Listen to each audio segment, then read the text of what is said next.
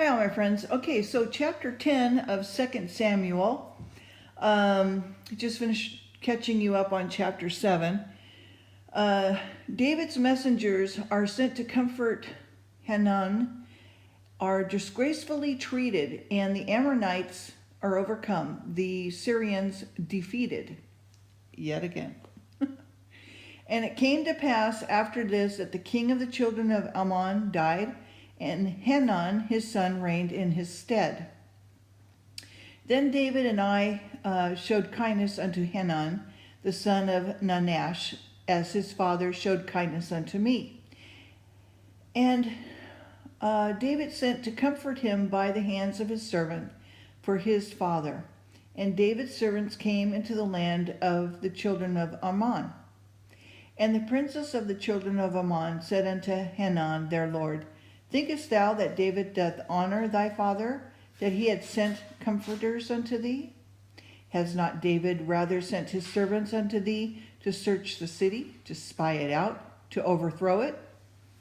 Wherefore Hanun took David's servants and shaved off the one half of their beards, and cut off their garments in the middle, even to their buttocks, and sent them away. Okay. And when they told it unto David, he sent to meet them, because the men were greatly ashamed.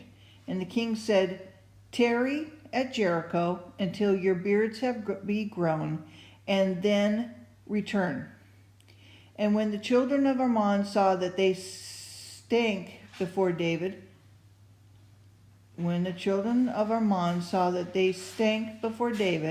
the children of Ammon sent and hired the Syrians of Beth and the Syrians of Zobah, 20,000 footmen, and the king of Makkah, 1,000 men, and of Ishtab, 12,000 men. And when David heard it, he sent Joab and all of the hosts of the mighty men. And the children of Ammon came out and put the battle in array at entering in of the gate. And the Syrians of Zobah and of Rehab, and Ishtab and Makkah were by themselves in the field. When Joab saw that the front of the battle was against him, before and behind, he closed all of the choice men of Israel and put them in array against the Syrians. The rest of the people he delivered into the hand of Abishai his brother, that he might put them in array against the children of Ammon. And he said, If the Syrians be too strong for me, then thou shalt help me. But if the children of Ammon be too strong for thee, then I will come and help thee. Be of good courage, and let us play the men for our people, and for the cities of our God, and the Lord, to do that which seemeth him good. And Joab drew nigh, and the people that were with him, unto the battle against the Syrians, and they fled before him. And when the children of Ammon saw that the Syrians were fled, and they fled they also before Abishai, and entered into the city. So Joab returned from the children of Ammon, and came into Jerusalem. And when the Syrians saw that they were smitten before Israel, they gathered themselves together. And Hadarezer sent and brought out of the Syrians that they were beyond the river, and they came to Helam and Shobach, and the captain of the host of Hadarezer, and went before them. And when it was told David, he gathered all of Israel together, passed over Jordan, and came to Helam. And the Syrians set themselves array against David and fought with him. And the Syrians fled before Israel, and David slew the men of 700 chariots of the Syrians and 40,000 horsemen, and smote Shobach and the captain of their host, who died there. And when all the kings that were servants to Hadarezer saw that they were smitten before Israel, they made peace with Israel and served them. So the Syrians feared to help the children of Ammon anymore.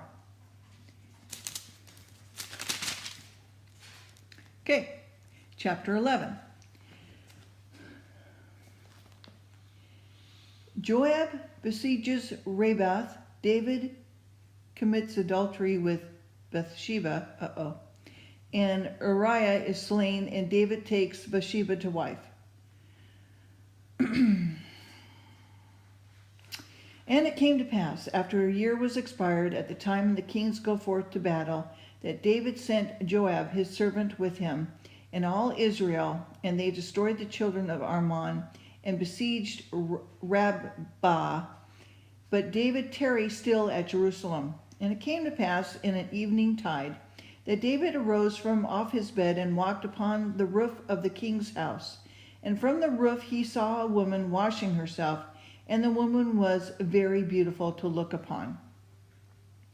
And David set and inquired after the woman. And one said, Is not this Beth-Sheba, the daughter of Eliam, and the wife of Uriah the Hittite?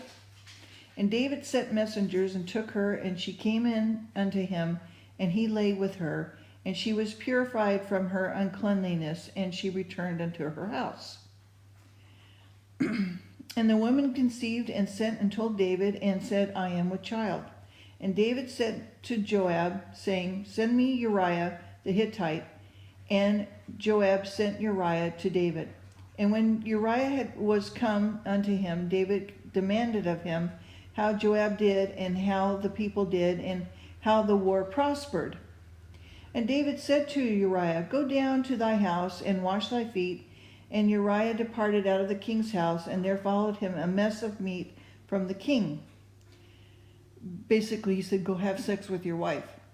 Okay. But Uriah slept at the door of the king's house with all the servants of his lord, and went not down to his house.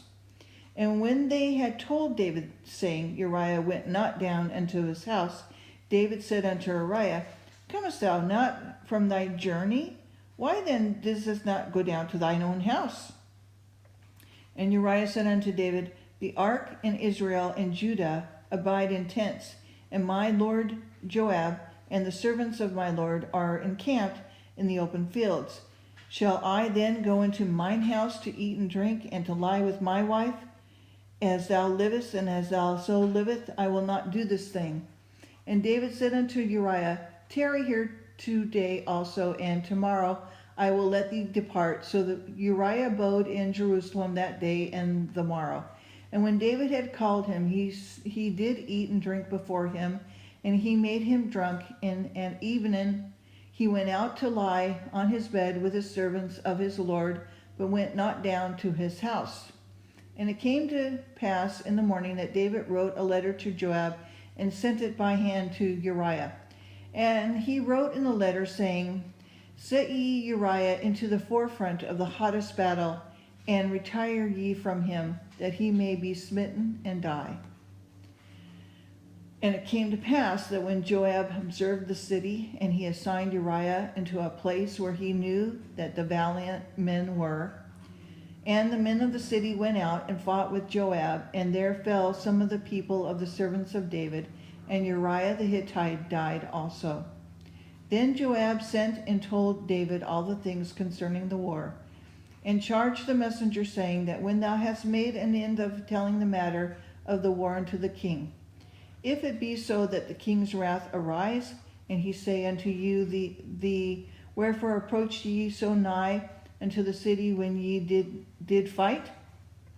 Know ye not that they would shoot from the wall, and smote Amalek, and the son of Jerub-Besheth?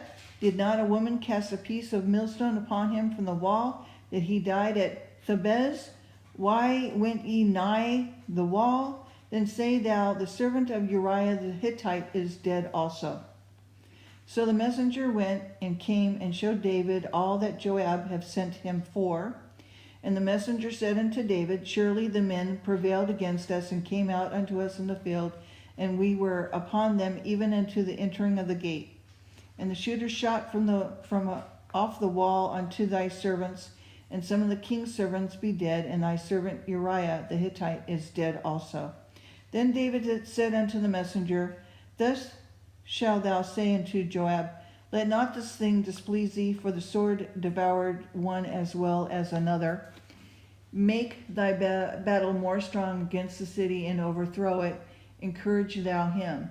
And when the wife of Uriah heard that Uriah her husband was dead, she mourned for her husband. And when the mourning was past, David sent and fetched her to his house, and she became his wife, and she bare him a son. But the thing that David had done displeased the Lord. Okay, I think I'm going to stop there because I won't have time to continue with chapter 12. Anyway, hope you're having a good day, and take care, and know that the Lord is large and in charge of everything. All right, bye.